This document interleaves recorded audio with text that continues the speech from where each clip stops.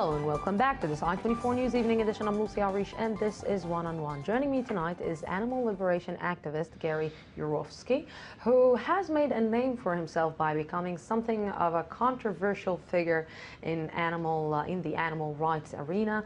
Apart from giving lectures, Mr. Yourofsky is best known for his approaches in which to get his point across, such as breaking into a fur farm in Liberation 1500 soon-to-be murdered minks. For reasons such as this, Mr. Yourofsky has been arrested numerous of times and has been banned from entering the United Kingdom and Canada. While Mr. Yourofsky means of putting an end to what he calls an animal holocaust, his message has reached millions of people all around the world and has influenced many in changing their perspective of the food industry. Good evening and thank you very much for coming to our studio. Thanks for having me. So I will start. Like we said, you affected millions and millions of people around the world. Why is it so effective here in Israel? How come that it's catching in Israel? I'm not clearly sure why, but the only thing that I can figure out is that over the years, as I've talked to tens of thousands of people, I've noticed that people who have been oppressed, Jews, Hispanics, women, blacks, they always respond better to this revolution that I'm involved in because they understand oppression. They've been through it. They know what it's like to be treated like nothing, like their lives don't matter. So that's what I think is going on here. Jews have been an oppressed people for thousands of years. We understand oppression and we're supposed to not support it. So I'm just pointing this out to everybody because people don't realize how much they're harming animals in their daily lives. So as I point out, the steak, the hamburger, the chicken sandwich that you're eating, the schnitzel, okay, these pieces of meat came off the bodies of living animals who didn't want to be murdered, who didn't want to suffer and die, who didn't want to be tormented. So once I point it out to people, most people, sane people, logical people, make that next step to veganism. You know, for the last few days or for the last few months, I see a lot of demonstrations in Tel Aviv of people demonstrating against the murder of and slaughtering animals and eating animals. And but I pass by and I look at their shoes, and they have leather shoes, and I say, okay, this is like, let's say you have two meanings here. It's like you have this: I'm not eating, but I am wearing. Are they aware? Do they know? Oh, it's by moral standards. No, I don't think they're wearing leather shoes. They appear to be leather shoes because you have synthetic leather that looks just like leather, like you have mock meat that looks just like real meat. I think most people falsely accuse animal rights people of having leather shoes, but they're not. I just couldn't have animal skin on my body. It made me disgusted. It's amazing that you're saying animal skin and not leather. Well, that's what it is. See, we like to use euphemisms, which is why these atrocities take place. So we always want to say leather when it's cow skin. And we want to say, even the terms bacon. What's bacon? You mean pig flesh?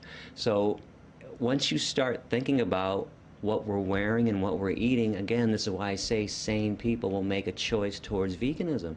It makes no sense, because if you, let's put it this way, I like to explain how this is the biggest Holocaust that has ever existed, and people get upset at those terms. I have to tell you that I am upset about hearing like Holocaust, comparing the Holocaust to, like every single person that heard your lectures, and to hear this Holocaust, comparing it to animals, it's a little bit, well, let me and explain. you know what, and I'm not even Jewish, okay, but it's hurt me. Well, let me explain how this Holocaust is actually worse. I'm offended that we compare human Holocaust to the animal Holocaust, which is the biggest Holocaust in the history of humankind. If you went to the nearest cow or chicken slaughterhouse and removed the animals and replaced them with Jews, you have now recreated Auschwitz. There's no difference. You have a building that exists to dismantle, to torment, to torture, and murder innocent beings. Let's play a time warp game. Let's go back 60, 70 years. You go back to Auschwitz, or you go back to Birkenau, you remove the Jews and replace them with cows and chickens.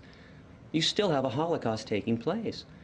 In fact, we learned how to kill Jews in the Nazis did because they studied what the meat industry was doing. We've learned how to torture and kill each other because we practiced on the animals first. But animals animals are eating animals, you know? Some animals. And Hold it, 75% of animals on this planet are herbivores. but it's part of our circle of life. No, it's you the know? circle of It's torture like and death. when you see a lion eating a zebra, Okay. it's and you're. But I you're notice saying, you okay, have this clothes is- on. And I notice that you have a cell phone and you have a computer. It is unfair to pick one thing that lions do that you want to mimic when you don't want to mimic anything else they do. When lions walk up and greet each other, they sniff each other's ass. When I came in this room, you did not kneel down and sniff my ass. Okay? Lions sometimes kill their young when they're runts. Okay? If a human being killed their baby because they didn't want him, we arrest them and charge them with murder. Could you go to a courtroom and say, hey, but Your Honor, lions kill their babies, can't I? It's But an it's unfair. their survivor. It's an unfair comparison. You're not a lion. And just so you know, lions are carnivores. Humans are not. We are herbivores, 100% up and down. You put a 2-year-old child in a crib with a bunny rabbit and an apple, let me know when the child eats the bunny rabbit and plays with the apple. We are purely herbivorous. We have no carnivorous or omnivorous instincts whatsoever. And physiologically, if your jaw moves from side to side in a grinding motion and you chew, you're 100% herbivore. If you were a meat eater like a lion, your jaw would only go like this, up and down, rip and swallow. If you sweat through your pores to cool yourself, you're herbivore. What is your main purpose? Because most of the world won't become vegan.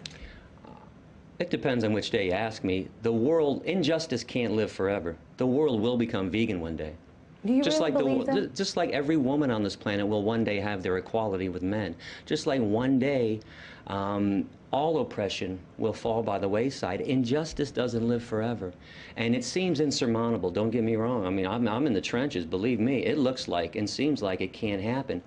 But remember, it took 400 years to convince white people in America not to own black people. You can see why this is taking so long. We can't even treat each other with kindness, let alone treat the chickens and the pigs and the turkeys and the insects of the world with kindness.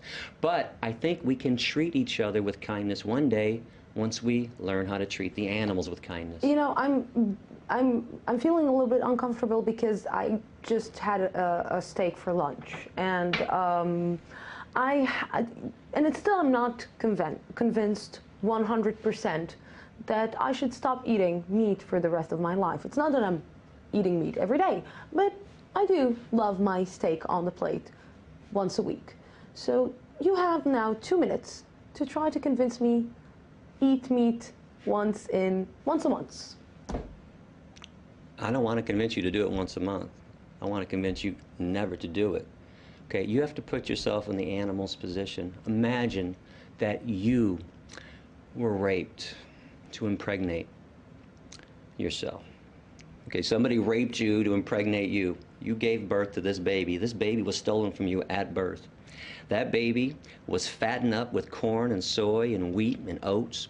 That baby was put on a concentration camp truck, sent to a slaughterhouse, hung upside down, fully conscious in front of all of her own species, screaming, terrified, in fear, knife shoved into, her throat, cut up into pieces. Where's the justification for this? And it's not your steak. You said my steak. I'm very big on language. That steak was never yours. Okay, that steak is a euphemism, by the way. That's cow flesh. That flesh belonged to another living being. Where do humans get off owning and controlling living beings? Where do we get off thinking that we're the most special thing that has ever existed on this planet, when in reality, we're the most unspecial thing that has ever existed on this planet? Are you aware that if humans were removed from the planet, the extinction of humans would benefit everything that exists? Are you also aware that if the bees died off, as we've been talking about this for about 10 years in the news, the whole system collapses? If the ants were exterminated, the whole system would collapse. This is how important and special ants and bees are to the world. Why do we think we're better than they are when they serve a vital role and we serve no vital role whatsoever? We're tormentors, we're oppressors. Where do you think it's coming from? The arrogance? Yeah. I'm not sure. I don't know what has gotten into us besides death and torture and murder. I think when you put violence in, you get violence out. You consume discrimination and death, you're going to, exude the same horrible things. Because some people may say the same things about you. Because How? some people may say that he's arrogant. He thinks that he knows better. He thinks that he's better than us. And actually, we're all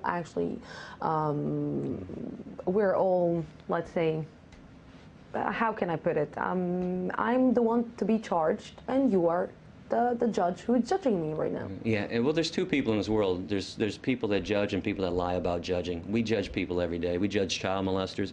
We judge rapists. We judge Nazis. We judge murderers. And I know this is a shock to the meat, dairy, and egg eaters of the world, but vegans are more ethical than they are, hands down. And of course, just like a person that doesn't rape is more ethical than a person who does rape. Hitler was a vegetarian. Hitler was not a vegetarian. That's a complete lie. A complete and utter lie from Goebbels, his propaganda minister. Hitler did have a lot of power, didn't he? If he had all this power that he had, why didn't he mandate veganism if he were a vegan or a vegetarian? Do you know that Himmler, the guy that constructed all the gas chambers, was a chicken? Maybe he wanted to slaughter Jews. This is why he had another idea, complete other idea. Two of his biographers, Albert Speer and Robert Payne, talked about Hitler's love for liver dumplings and pigeon, which is known as squab. His main chef, Dion Lucas, wrote a book in 1964, the Gourmet School Cooking Book, and she wrote his favorite recipes, which were all meat-based recipes. This is the power of propaganda, the power of Goebbels, still alive and well. Do you know why people think Hitler was veg? Goebbels wanted to make Hitler seem as peaceful as somebody else in the world at that time who was loved and adored. And his name was Mohandas Gandhi. And Gandhi was vegetarian. And Goebbels would say, wait, Hitler's just like Gandhi. He loves animals too, and he's peaceful to the animals, and he's a vegetarian. He's not. And just so you know, all the concentration camps did have animal slaughterhouses there too. And when the Allied forces came in to rescue the Jews and the Gypsies, they left the animals behind. This is why I call this the world's largest and longest running Holocaust. The animal Holocaust was happening long before the Jewish Holocaust, during the Jewish Holocaust, and it's still happening today. Every second, just so you know, of every minute, of every hour, of every day, female animals are raped to impregnate them. Every second, animals are being killed. Every 60 billion animals every year. Do you accept, or do you understand, or that people are calling you terrorist? Sure. What else are they going to call me? You couldn't sleep at night if they called me a compassionate human being, because I'm calling them out. And as we go back in time and look at all the other people that we adore now, collectively, we all agree, Gandhi and Dr. Martin Luther King and all these people, Rosa Parks and Cesar Chavez, do you know, they were not loved during their time. They were despised. They wanted to make change, massive change. It's only later on that a society looks back at revolutionary activists and says, oh, man, he was great. He was just trying to bring peace and justice. I'm trying to bring compassion to this world. It's amazing that I'm called a terrorist. And if I'm called a terrorist for saving animals, what do we call people that kill animals and torture animals and eat animals? One last thing before we have 20 seconds. What did you have for lunch? I had a vegan schnitzel and a vegan burger from the vegan shawarma place in town, my favorite restaurant. Vegan schnitzel, vegan shawarma, vegan schnitzel, vegan hamburger. Gary, thank you very much for coming to our studio, and thank you, our viewers, for being with us tonight. We will be back on Sunday at the same time, at the same place. From the Jaffa Port, have a great night.